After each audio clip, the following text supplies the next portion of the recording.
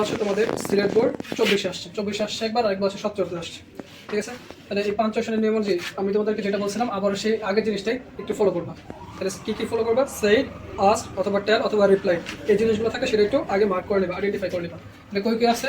এই যে সেট আছে, এটার পরে যে এইটুকু হচ্ছে আমার অবজেক্ট, তাহলে এটার আগে সাবজেক্ট যদি থাকে তাহলে এইটুকু সাবজেক্ট একটু আইডেন্টিফাই করে নাও।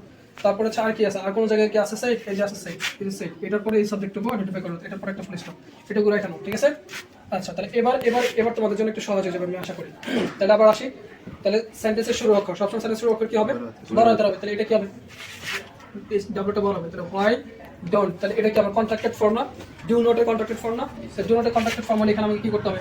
ছোট একটা কমা দিয়ে নিতে হবে। তো why don't you attend the class regularly, তাহলে এখান থেকে ডাব্লিউএস ওয়ার্ড দ্বারা শুরু হয়েছে, পরে অক্সিলারি ভার্ব আছে, তাহলে এটা কি ধরনের সেন্টেন্স? Interrogative sentence. তাহলে ইন্টারগ্রেটিভ সেন্টেন্স হলে অবশ্যই এখানে কি বসবে? কোশ্চেন মার্ক দিতে হবে। তাহলে এটা যদি এখানে যদি শুরু হয়, এটা যদি বক্তব্য শুরু হয়, তাহলে আমার শেষ হচ্ছে কোথায়? এই যে এখানে শেষ হচ্ছে না? তাহলে এখানে আমি কি করবো? একটা ইনভার্টেড কমাটা ক্লোজ করে দেবো। তাহলে এটুকু শেষ, তাহলে এটা এখানে এসে ফুল স্টপটা হয়ে যাবে। বুঝা গেছে কথা? তারপরে কি নতুন করে আবার বাক্য শুরু হয়েছে না? তো বাক্য শুরু হলে এটা তো কেউ না কেউ বলছে, তাহলে এই যে এখানে সেট আছে, তাহলে এখানে যদি সেট হয় তাহলে এটার আগ পর্যন্ত কথাটা বলছে, তাহলে আগ পর্যন্ত কথাটা বলে এটা সামনে শুরু অক্ষর না? তো শুরু অক্ষর হলে এখানে কি বসবে? পড়াতে হবে। তাহলে এটা হবে যাবে ইউ, পড়াতে।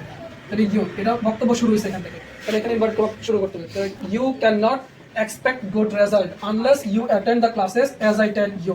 ঠিক আছে, as I tell you, তাহলে এখানে ফুল স্টপ, আর এখানে হচ্ছে as I tell you, এখানে না, এই পর্যন্ত আসে এখানে শেষ হচ্ছে। ঠিক আছে, এই কথাটা বলছে টিচার বলছে, বুঝতে পারছি? তাহলে আবার নতুন করে এখান থেকে আবার নতুন আরেকটা বাক্য শুরু হয়েছে না?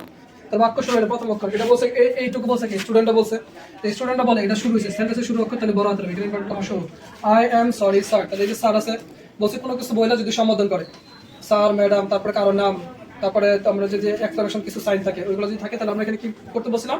কমা দিয়ে নিতে বলছিলাম। তাহলে যে আই এম সরি, তাহলে এখানে কি বসবে?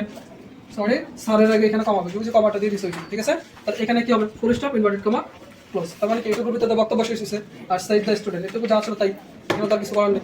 বুঝতে পারছো?